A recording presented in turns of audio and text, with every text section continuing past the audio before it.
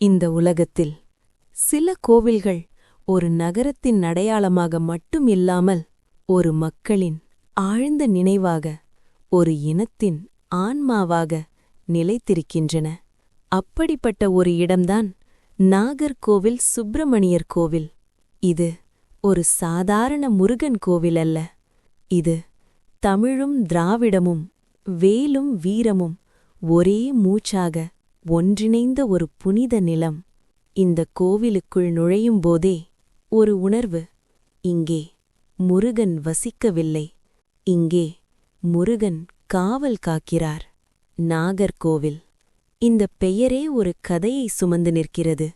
ஒரு காலத்தில் இந்த பகுதி நாகங்கள் அதிகம் வாழ்ந்த பகுதி. நாகங்களை வழிபட்ட மக்கள், இயற்கையோடு இணைந்து வாழ்ந்த மனிதர்கள். அந்த நாக வழிபாட்டின் மையமாக இருந்த இந்த இடம் காலப்போக்கில் நாகர்கோவில் என்று அழைக்கப்பட்டது. ஆனால் நாகங்களை அடக்க அல்ல, நாகங்களை பாதுகாக்க ஒரு சக்தி இங்கே தேவைப்பட்டது. அந்த சக்திதான் சுப்பிரமணியர், முருகன். இந்த கோவில் உருவானது ஒரு அரசரின் கனவால் அல்ல, ஒரு மக்களின் நம்பிக்கையால். ஒரு காலத்தில் இந்த பகுதியில் நோய்கள், பாம்பு கடிகள், அச்சம், மக்கள் அமைதியின்றி வாழ்ந்தார்கள். அப்போது ஒரு முனிவர் இந்த மண்ணில் தவம் செய்தார். அவருடைய தவத்தின் உச்சத்தில் ஒரு ஒளி. அந்த ஒளியில் வேல். அந்த வேல்தான் முருகன். இந்த மண்ணில் நான் இருப்பேன், இங்கே பயம் இங்கே நிற்காது. அந்த வாக்குறுதியின் அடையாளமாக இந்த சுப்பிரமணியர் கோவில் உருவானது. இந்த கோவிலில் முருகன் அழகுக்காக அமரவில்லை. அவர் நின்றிருக்கிறார், வேலுடன், ஒரு காவலன் போல.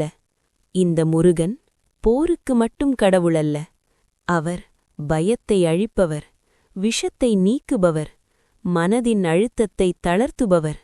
அதனால்தான் பழைய காலங்களில் பாம்பு கடியடைந்தவர்கள் இந்த கோவிலுக்கு வந்தார்கள்.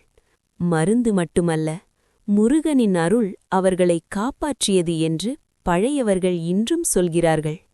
இந்த கோவிலின் வரலாறு சேர, சோழ, பாண்டியர்கள் மட்டுமல்ல, திருவிதாங்கூர் மன்னர்களின் ஆட்சியையும் கண்டது. ஒவ்வொரு அரசனும் இந்த கோவிலுக்கு ஒரு விஷயம் கொடுத்தான். யாரோ கல், யாரோ நிலம், யாரோ விளக்கு. ஆனா முருகன் எல்லோரிடமும் ஒரே விஷயம்தான் கேட்டார்: நம்பிக்கை. இந்த கோவிலில் திருவிழாக்கள் நடக்கும்போது நகரமே அசையும். ஆனால் அந்த அசைவுக்குள் ஒரு ஒழுங்கு, ஒரு கட்டுப்பாடு, ஒரு தெய்வீக அமைதி. அதுதான் முருகன். இங்கே முருகன் பேச மாட்டார். ஆனா உன் மனசுக்குள்ள என்ன ஓடுகிறது என்று அவருக்குத் தெரியும். நீ கோபத்தோடு நின்றால் அந்த கோபம் மெதுவாக கரையும். நீ பயத்தோடு நின்றால் அந்த பயம் அருகில் நிற்காது.